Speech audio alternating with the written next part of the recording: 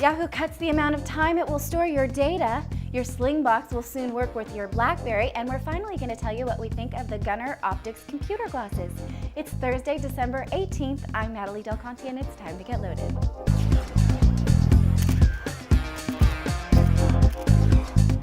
Yahoo has decided that they will only keep your data for 90 days from now on. After 90 days, they'll keep records of what you've searched and clicked on, but it will be anonymous. There will be some exceptions made for fraud, security, and legal obligations, but otherwise the 90-day rule will apply to page views, clicks, ad views, and ad clicks. Prior to this announcement, Yahoo kept data for 13 months. They're calling this new policy an industry standard, but that's pretty much a nebulous claim given that no one really has to follow it. Another form of data that Yahoo doesn't want to keep is jump cut videos. Jump cut is Yahoo's video editing and sharing site, or at least it was. According to the site, they're no longer accepting new video uploads. They said that this is necessary in order to focus resources on other Yahoo sites. They're encouraging users to upload videos to Flickr instead, but keep in mind that Flickr videos are still limited to 90 seconds. Yahoo never really did much with jump cut, and I guess they never will.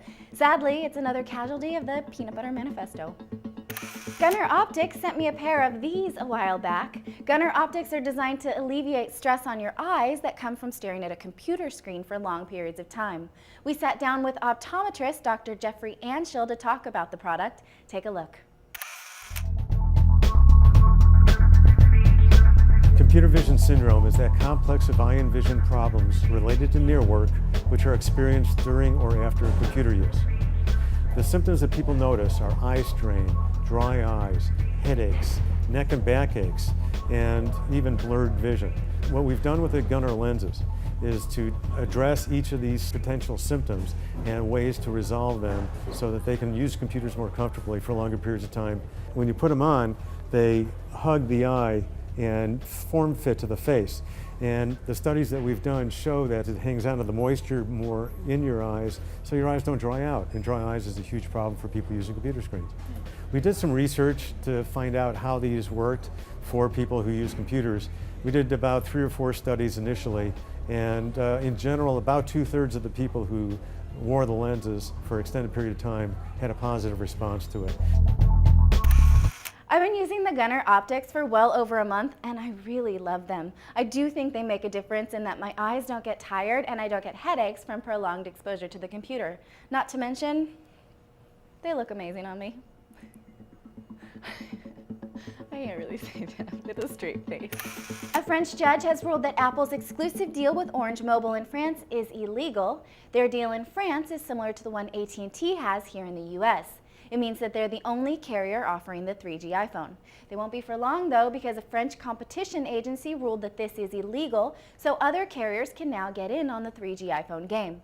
I know I sound like a broken record when I say this, but I'll say it again anyway. I do wish this would happen in the US. Juiced is ditching its downloadable client and turning into a strictly web application only. That's a no-brainer. Juice became a web-based TV portal in September, over a year after its initial launch. Now it's basically a version of Hulu or TV.com.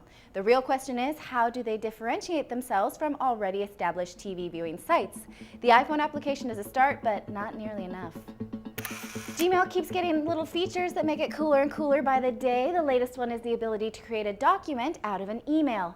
Oftentimes you have an email string that has information that's important enough to make a document out of. Now you can. You just click Create a Document in Gmail and it will convert your email into a Google Doc. To take advantage of this feature, go to the Gmail Labs and select Enable next to Create a Document. BlackBerry is about to get support for Sling Media, which means you can send your DVR shows to your BlackBerry device. Very cool. This will launch on December 30th. You have to have one of the more current BlackBerries with 3G and/or Wi-Fi though, namely the Bold, Storm, Curve, Pearl, or Pearl Flip.